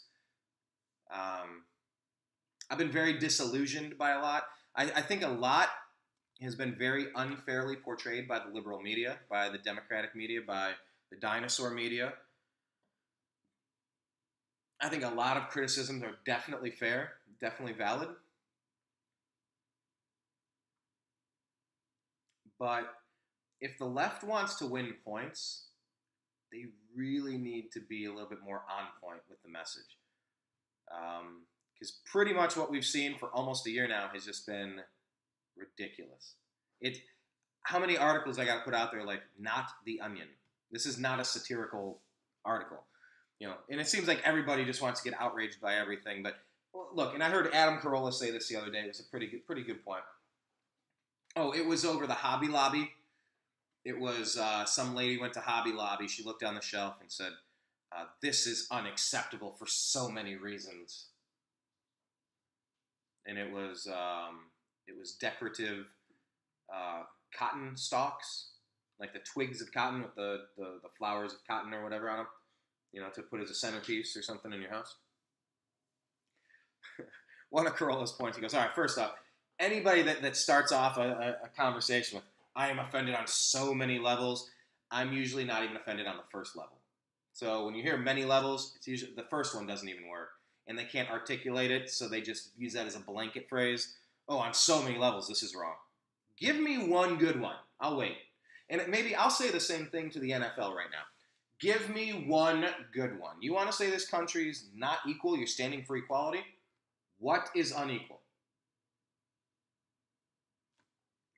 Clarity. Can you please appoint somebody to speak for the group because nobody knows what you're actually saying? What point are you making? Make your point. Don't just say, oh, on so many levels, America's racist, America's oppressive, America's not equal. On so many levels. It's so many levels of wrong that this country, it's so many levels, literally.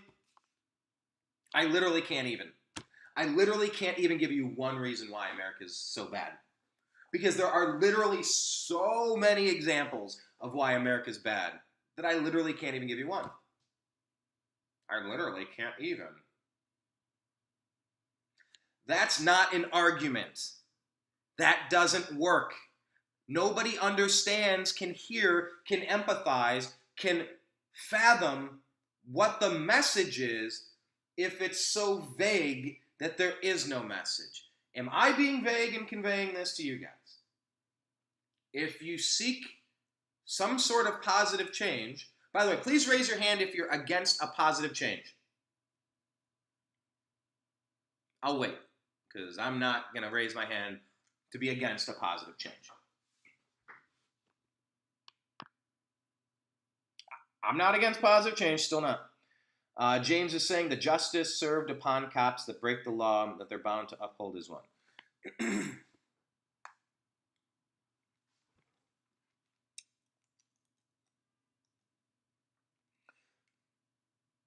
Oh, out of focus again, sorry. Am I still out of focus? How does this work? There we go. Every time I raise my hand, it recalibrates. Okay, so James Sislevich. Did I say it right? I'm trying. There's like so many syllables in his name.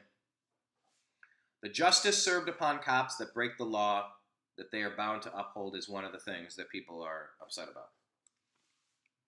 Officers Ramos and Campione in Fullerton, California. I believe it was Ramos. He put on latex gloves. Kelly Thomas, homeless man, mentally ill. Not going to give you his race, because that shouldn't cloud your judgment on why you care about a story, but since I said I'm not going to give you his race, I guess he's a white guy. Latino cop comes up, and Kelly Thomas is sitting on the ground, sitting on the curb. Not aggressive, not holding a weapon, not struggling with the cop, not fighting with the cop. All the things we can point to. Mike Brown attacked a cop and got killed.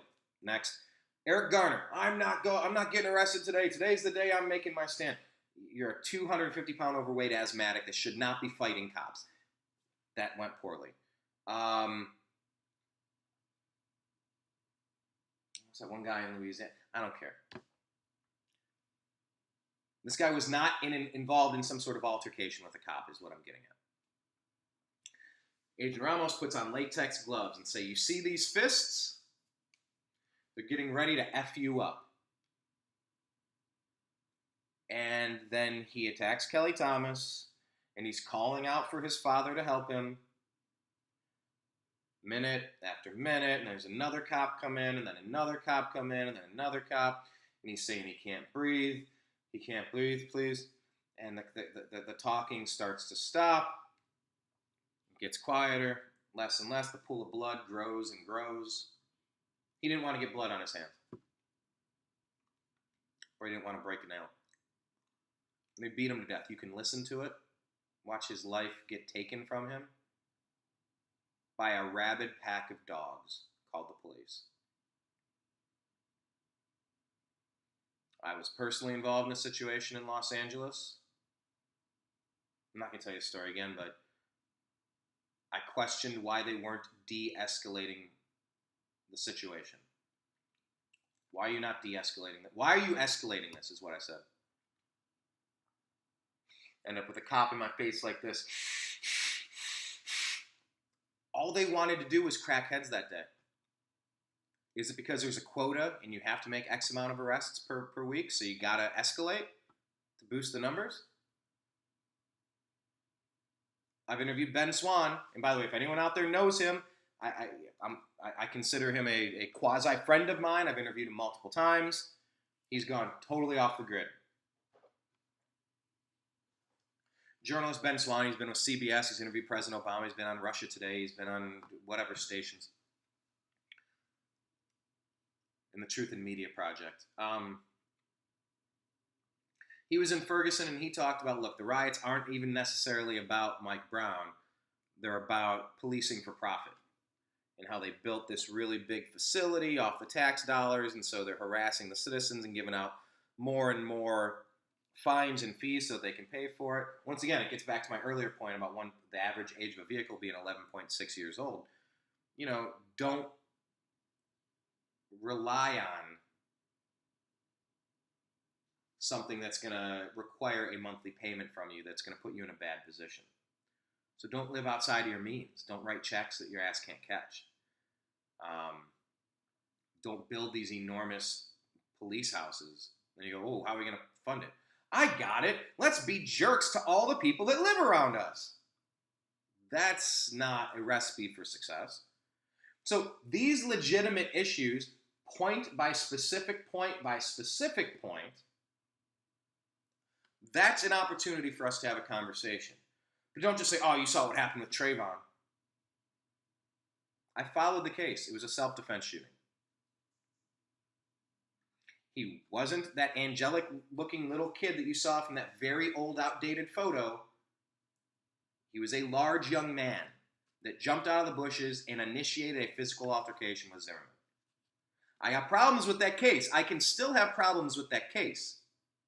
But if you're pointing to that as the excuse that America's a horrible racist country, we're going to not agree on that.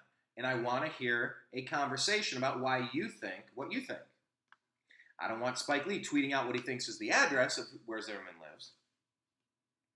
And I don't particularly like Zimmerman. Especially after the fact, you're starting to see who he is. I got plenty of questions. And if evidence had shown that he initiated a physical altercation with that young man, then I would feel completely different about the case. But when the reports from the eyewitnesses have Trayvon Martin on top of George Zimmerman, excuse me, in a ground and pound MMA style maneuver, cracking his skull on the concrete, that is the perfect opportunity to pull your concealed weapon and fire once to get somebody off of you who's trying to kill you. So an assault on that case is an assault on our Second Amendment rights for self-defense. If you want to talk about Mike Brown, sorry, don't rob a store, don't attack a cop, don't run away and then put your head down like an NFL player and charge at the officer. This is a 6-foot-something, very large man. He was unarmed. No, he had 2 arms. He had 2 really big arms. That's not a case that you're allowed to point to and say that this is a racist society. Yeah, well, we burned down the city because of it. That doesn't mean that your conclusions on that case prove that this is a horrible racist society. I'm sorry. Philando Castile.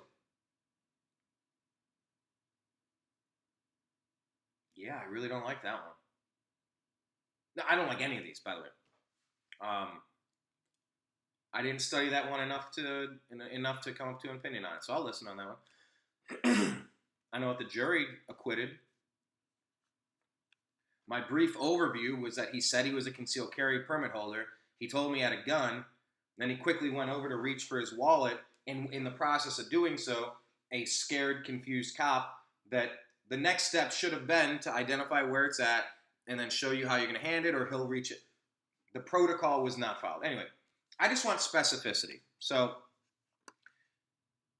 if the case is, like James was mentioning, that the justice served on the cops is different than the ones that are expected from us, if that's different, dude, I can get down with that. But I also need to give them a little bit more slack and leeway because they're in life and death situations every single day. Doesn't excuse abuse. Doesn't excuse profiling. It doesn't. The body camera in Baltimore just caught one of the cops planting evidence on somebody. Now, is this a known crack addict who's poisoning the community with filth? And he should go away? Well, we don't pay the police to be judge, jury, and executioner. That is wrong, and if you're doing that, you should lose your job, and you should do some time. But to just sit back and play armchair quarterback it's lazy, it's wrong, and it's counterproductive to making the society a better place. I've seen those stories where they put the journalists through some training. Now, obviously, it's a little unfair to grab a journalist off the street and put them into situations where they're making a traffic stop and you have to quickly determine, do you fire the gun or are you dead? But it's not. Go through a little bit of this, spend one day going through some of this training, and you go, oh my God. I mean, I got to, now with proper training, we'll get things right more often than we won't. I talk about all the life lessons I learned from playing football. Obviously not for the Cleveland Browns. That wasn't the path I went. But I always credit my coaching staff for having us perfectly prepared for what we were about to face. They watched all the game footage. They knew what packages, what styles. The scout team offense was such a crucial component of our defensive prowess. We were the best defense our high school football team had seen, I think, in history. Maybe my brother's team did even a little bit better. I don't know. I mean, we were pretty good. Went to the second round of the playoffs. Were undefeated. But we got coached Monday, Tuesday, Wednesday, Thursday. The scout team offense would line up and run the exact same plays, and the coaching staff would break down the plays. All right, angle. Grab my helmet, and you kind of like do this dance, and they're like, all right, yes, yep, all right, I'm with you. Okay, yep. He'd say, look, when the tackle comes down, When you're the right end and the left tackle comes at you like this, what's going to happen is they're running the ball right here through this gap. Right there. Your job is to hit him on the shoulder and push that and close the gap. So at the linebacker, your job on this play is to have outside, whatever the case is. However you, and you practice.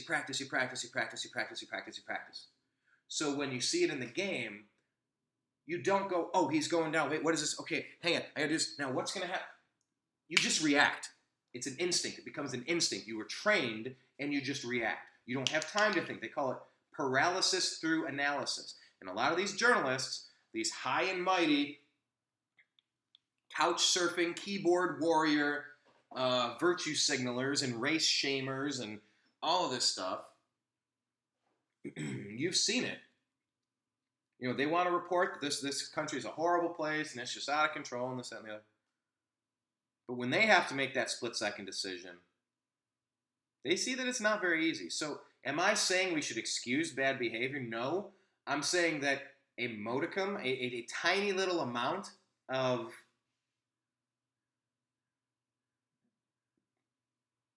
empathy for the position that they're in is necessary. And I don't know that I run with some radical groups. I don't know who I run with. I don't know that I run with anybody. I tangentially follow a lot of people, and I consider it from my own perspective. Not a member of a lot of groups.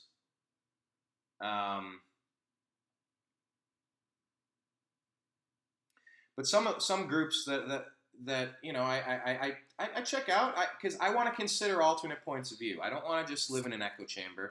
It's why I don't ban the idiots from my pages. I've been asked to. But I want to encourage my people in these groups to think. I want to see their rebuttal come and bring some facts. Bring something interesting to the table. If you think what they're saying is wacky, prove it. I want them to go out in the world and be able to have intelligent conversations with people. So in some of these groups, I would be called a bootlicker, a statist, because I want police taking care of the dirtbags. I don't really want to do that job. I've counseled people close to me to avoid serving in the military. I respect the difficulty of the job that they have, and I recognize that a lot of good is being done by our military. However, the part of me does not want to see my friends and loved ones used as a pawn in somebody else's war. Iraq, Afghanistan.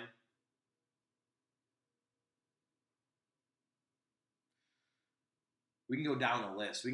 There's a long list of stuff to consider here. I can also question the motivation behind ever sending our troops to war and still supporting the troops at the same time.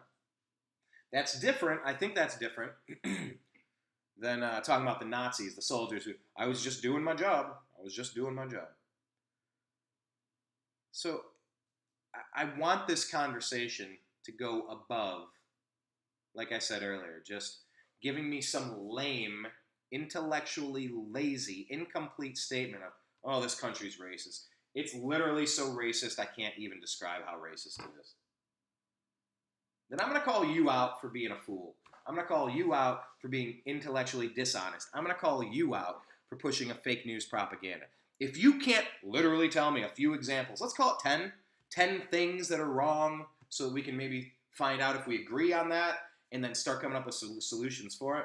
If you literally can't even come up with a few things that entirely cloud your entire toxic worldview, then I don't really have much time to continue listening to you anymore.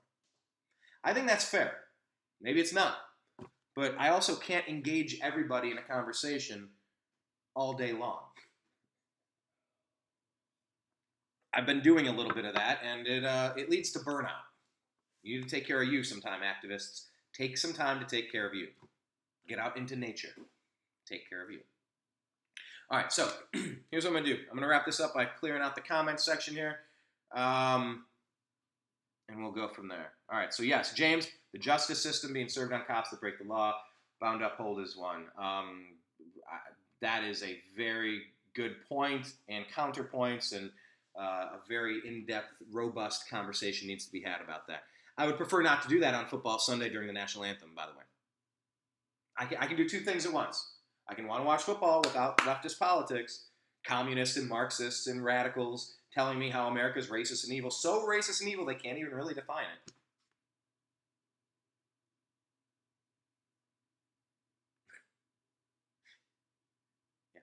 I just Sunday morning, man. I just want to watch some sports. I just want to watch.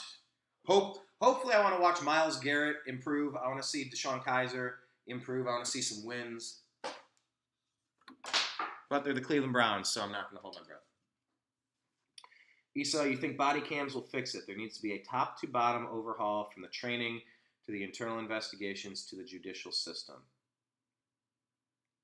Brandon, thanks for watching, Brandon. If you have any comments, type them below because I'm going to clear out the comments section. We're going to wrap this one up. We've been going for a little bit now. Oh, we've been going for a while. Wow. All right, good. Been having fun. Okay, point by point. Will body cams fit? No. I'm not saying there's a silver bullet that's going to kill a werewolf. I'm not going to wear a magic talisman. Ooh, look. Sorry, how do I do it? Ooh, look, I have a crystal medallion. It will ward off all evil. This will be the cure to all the things that are plaguing society. No, I don't think body cameras are going to fix everything, but it's going to prevent officers from Darren Wilson from being tarred and feathered unnecessarily. And it's going to also protect the Kelly Thomases of the world from being beaten to a bloody pulp and death on camera without people knowing about it. Now, what you say, then there's the justice system? Of course. The justice system needs to be revamped because Ramos and Campione got away with murder with Kelly Thomas. No gun, no knife, no aggression, sitting on the sidewalk, sitting on the curb. Puts on latex gloves, the cop does, and says, you see these fists, they're getting ready to F you up. So the justice system has some work to be done. For sure. I agree with you on that. Whoop, where is he?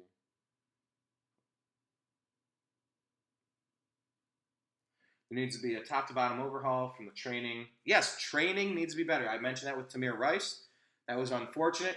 The fact of the matter was you had a kid in public pointing a gun at people, freaking people out. I grew up pointing guns at all my friends in my backyard playing war in the woods, running around yard to yard in the woods, having different missions, eating grub. You know, we did that. We had fun. Now, I wasn't in the middle of my city doing it. That was lack of parental oversight, coaching, training, parenting, and it wasn't a good technique. If a shot had not been fired, there wasn't an imminent threat right there. There could have been a better way to handle that, and I want to learn better ways to do that. And the officer that was involved in that Cleveland shooting, apparently he got fired from his other job because he wasn't stable enough, didn't make the right choices, decisions. That should play a role. Not everybody's cut out for that job as a cop. So, yes, I will definitely... Sorry, I'm skipping comments here, but I would definitely say the training needs to change. Internal investigations... yes, I understand the whole we've investigated ourselves and found that we did nothing wrong. I like that meme. It's fun. But I also don't want to sacrifice. I don't want to put every potential witch on trial and tie him up at the stake. Because it's a witch hunt. The leftists really want a witch hunt to just nail and burn every witch that wears that uniform of a cop. Not every leftist, but there's enough of them there where I don't want to tie them to the stake with a whole pile of kindling at the bottom and gasoline. I don't think it was fair to run Darren Wilson out of town the way that you guys did. From everything I looked at, and if you got different information, show me. I'm always willing to reconsider. I mean, hell, I talk about the moon landing. I talk about extraterrestrial colonies all over this world. I talk about the alien agenda that people running this government might not even be human. I talk about the fact that humans might be the aliens. The ancient alien theory is fascinating to me. I'm willing to consider and have esoteric conversations about damn near every topic you can imagine. Does it mean I believe it or disbelieve it? No, it doesn't. It just means I like talking about it and I like listening to other people talk about it. So the internal investigations I'm a little more leery of, but I would love to have a furtherance of that particular point. Because no, I don't want every cop involved in a shooting to be tied up and prosecuted as a witch. We saw how the witch trials played out. That's kind of not good. So, oh, good, man, that is a long comment here. Police spend more time on military training than de-escalation tactics. Agreed. I want more de-escalation. I want them to come home safe, and if you got to shoot someone, kill them. You got to do your thing. But I want de-escalation instead of escalation. Like I said, I personally confronted LAPD and almost got the Kelly Thomas treatment. That will shake you to your core. Oh, well, you're not black. You don't understand the experience. Bullshit. Humans shouldn't be hunted by the police. Humans should encounter police that are willing to de-escalate a situation if you're not attacking them or brandishing a weapon in their face. Can we agree on that? And can you also not virtue signal me and try to discount my experience because I'm bad, because I'm whitey? I've had it with these slanted conversations that are meant to shut down your opinion if you don't look a certain way. It's counterproductive. So yes, I'm all for de-escalation, Issa. You proposed a personal malpractice insurance. Officers must pay out of their own pockets, just like us in the medical field. This way, when a cop is found guilty of abuse or murder, it affects their own pockets and not the taxpayer. All right, that's telling me I need to wrap this up, guys. Also, if a cop violates rights or harms anyone enough times or bad enough issue, they will not be able to be insured because they are a liability and not have 50 plus accounts of reports on a cop that just hops from one city to another. I like the concept of that, and I would love to break it down in further detail. Because yes, on the surface, some of that sounds great. However, with a lot of these things, with a lot of these shootings, I go, okay, sounds good. I'm not signing it. I'm not signing a petition. I'm not agreeing to it yet. But I'm intrigued. I'm definitely willing to explore that because it sounds good on its surface. Issa, if you can point to one specific case, of course you can say that we are not a racist country, but combine them day after day, year after year. Well, I don't see an America where people are treated differently. Back to that meme in court. You got a bailiff, you got an attorney, you got a defendant. All three men, all three black men, all there because they made different life choices. Don't have kids out of wedlock. But what the hell's the second thing that they always say? And get your high school diploma or get a college degree. Anyway, the point is make solid decisions, and you've got an enormous opportunity to succeed in this country in 2017. Be responsible, be respectful, work hard, and you're going places in America. This is not a racist country. If you wanted to have that conversation with me back in the 1860s, 1940s, I mean, we're arguing about a piece of cloth and kneeling for 60 seconds as the highest, most supreme form of discrimination and racism now. Bullshit. This is about Donald Trump, and you know it. Everybody knows it. Stop. Nobody's buying it. I'm just not buying. Issa, OMG, I wish I could be talking with you right now versus typing. I know. It's brutal. It's brutal when you have a million things to say and you're trying to and then autocorrect. No, I didn't mean to put 7. I meant coleslaw or something. I don't know why I'd be urgently typing about coleslaw, but I could imagine a scenario. No, you said focus and read the whole comment. Yeah, I tried to, but I was going point by point to try to break it down. And James, hopefully they're done with their protest after last weekend. Yeah. Mission accomplished, NFL and LeBron James and Steph Curry. I think the nation clearly understands you dislike Donald Trump. Got it. Point loud and clear. All that other stuff, lost because you were jerks. You want to have a real conversation? Look, I've proposed a beer summit. If you guys know people, if you know Colin Kaepernick, if you know Curt Schilling, I tweeted them, but I'm not gonna make it my life goal to make this happen. But I'm gonna keep talking about it. I'm inviting everybody to a beer summit. When President Obama accused the Cambridge police of acting stupidly, without any information, in fact, setting the tone for the next 8 years, next 7 years, I see an instance where it may be perceived as racism. So I'm going to jump in and say that the Cambridge police acted stupidly. I don't know the details of the case, but because of my personal experience, because I'm half white and half black, I'm Barack Obama in this scenario, by the way, because I'm half white and half black, and because I've experienced some things, and I've had radical teachers, I'm going to say that the Cambridge police acted stupidly. He injected himself into a situation he had no business jumping into.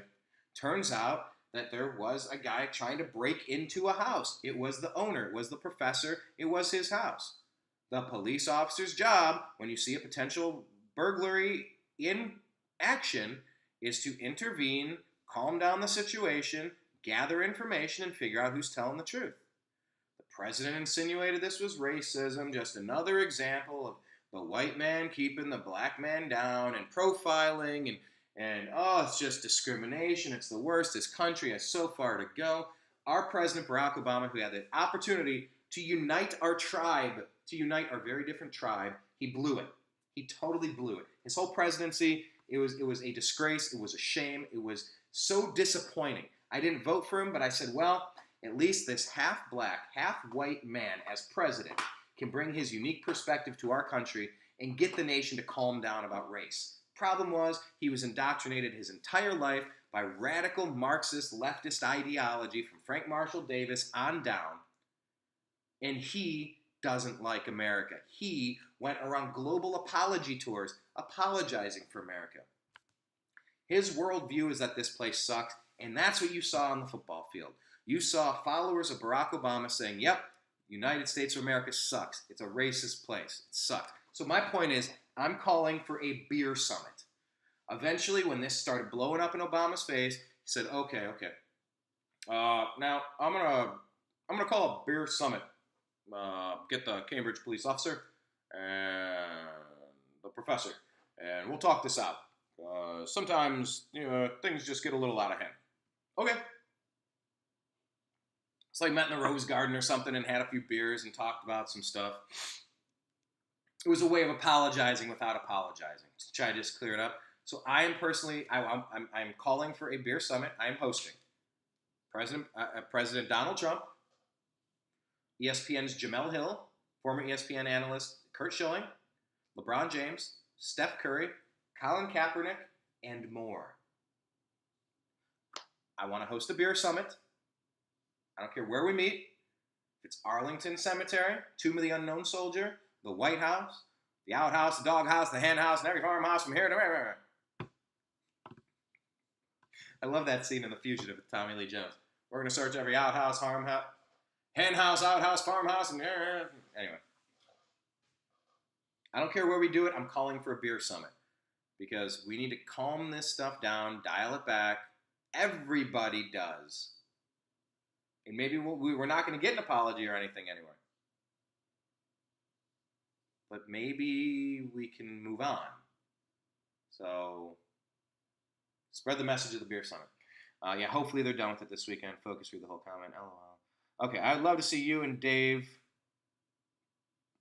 I meant Dave Chappelle. Dave Champion. Who's Dave Champion? If you don't know who he is, I will try to make this happen. Deal. I'm not familiar with Dave Champion. And tell me why you think why Dave Champion. I got to end the broadcast for today. I got stuff to do. But shoot me. However, connect me with Dave Champion and tell me why you think after listening to this I should be talking to him. I'm not familiar. I apologize. So anyway, thank you guys for watching. Thanks for tuning in, clicking in, checking out. Special thanks to our medical guest in Kansas. I appreciate you, whoever you are. We need more listening. We need more polite conversations. So anyway, We're called The New American Media, thenewamericanmedia.com, youtube.com/thenewamericanmedia, vid.me/thenewamericanmedia. Subscribe and link up with all these. Do a sports show called The Unhappy Hour. It's a great sports group, private. Do a search on Facebook and join it. Agree to Disagree is a private group on Facebook as well. Join it and tell us why you want to be part of the group. Twitter at American_media_. Instagram.com/thenewamericanmedia is good as well. So anyhow, man, this was fun. Except I'm realizing as I've been sipping on this coffee, I should have had like 3 more glasses. I've been trying to portion it. I did do well. I had 1 little sip left, but as you saw, I went through a cough drop about half hour ago because my throat was a little parched. Okay, thanks for watching, guys. I'll talk to you later.